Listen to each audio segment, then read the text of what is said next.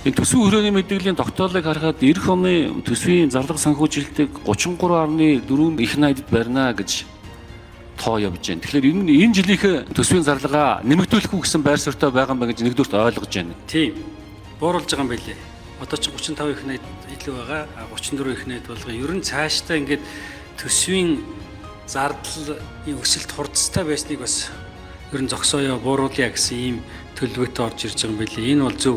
2025 онд засгийн газар эдийн засгийг 8%-аар өснө гэд өөдрөгөр төсөөлж оруулж ирсэн. За өнөөдөр яг ямар хөвтэй байна вэ? За бидний хувьд яг 25 оны энэ эдийн засгийн өсөлтийг 7.5% байх боломжгүй бөгөөд манай таамаглал дээр бол 5%-аар орж ирсэн байгаа. 26 он хүртэл бол энэ уулуурхай салбартай холбоотой асуудал нэдэд хүнд байдалтай байх юм байна гэж харсан. Төсвийн доктортой байдлыг хангахын тулд хамгийн гол нь одоо манай төсвийг аваад үзэхэд энэ нүүрс зэсийн тэнцвэржүүлсэн үн бол хамгийн чухлаа.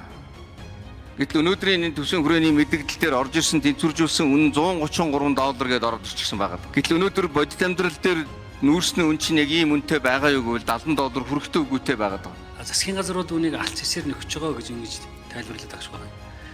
Үнэндээ бол яг бодит байдал тийм биш. Яг тэгвэл алт цэсний орлого чинь дийлэнхөө оюут толгойн орлого байна. Оюут толгойн орлого чинь 5% нь татвараар орж байгаа. Өргөн бариагүй байгаа нөгөө татварын реформ, нийгмийн дадлага эрчим реформ аль аль нь төсвийн орлого дээр үр дагавартай байх байхаа тэр чинь хэрэгжил одоо хаврын чуулганаар эсвэл намрын чуулганаар батлагдвал 26-аа оныхоо төсөв дээр энэ төсвийн өрөөнийхөө хүрээнд авч хэрэгжүүлж чадах юм уу үгүй мүү гэдэг асуултыг асууад байна. Одоо татварын реформ хийнэ гээд иргэд бол одоо татварын хөнгөлөлтүүд орж ирнэ гэсэн хүлээлттэй байгаа.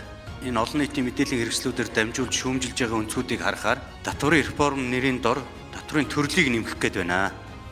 Буюу одоо булгаа даргын болгоомжилж байгаа төсвийн орлогын тасалдал үүсэх үгүй юу гэдэг асуудал асуугаад байна шүү дээ. Хэрвээ цалин үс нэмэх гэх юм бол 1-1.5 их найд өрний зардал бууруулна. За үүн дээр нэмээд хэрвээ бид нэр орлого бууруулах одоо үр дагавартай нийгмийн даатгалын реформ, татварын реформыг хэрэгжүүлвэл дахиад тэр хэмжээгээр зарлага бууруулах ийм одоо зүйл хийнэ гэсэн үг болчихж байгаа. Энэ эрүүл мэндийн салбарын талаар одоо би 5 дахь чиглэлээр ярьж байгаа. Гэтэл энэ салбарын тусламжлалчдын чанар эрүүл мэндийн салбарт ажиллаж байгаа ажилчдын, эмч ажилчдын нийгмийн асуудал ер нь доордож байна. Эрүүл мэндийн салбар эмзэг албан ёсоор 100 жил болоход үндэсний эмийн хөдөлгөөр байхгүй. Стратеги төлөвлөгөөнд энийг тусгадаг юм. Энэ үндэсний аюулгүй байдалтай холбоотой асуудал. Эрүүл мэндийн салбарын төсөв бол сүүлийн 4 жилийн хугацаанд бол 1 их найд гаруй төгрөгөөр нэмэгдсэн.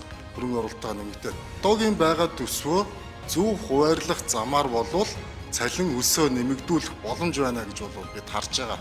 Ард иргэдийн хүсэж байгаа энэ нийгмийн даатгалын хөнгөлөлт, дэмжлэг, татварын дарамтаас ангижруулах нөхцөл боломж гэдгийг одоо бид төсвийнхаа урсгал зардлыг бууруулж иж бодиттой бий болгоно гэдэг л ганц зарчимтай явж байна.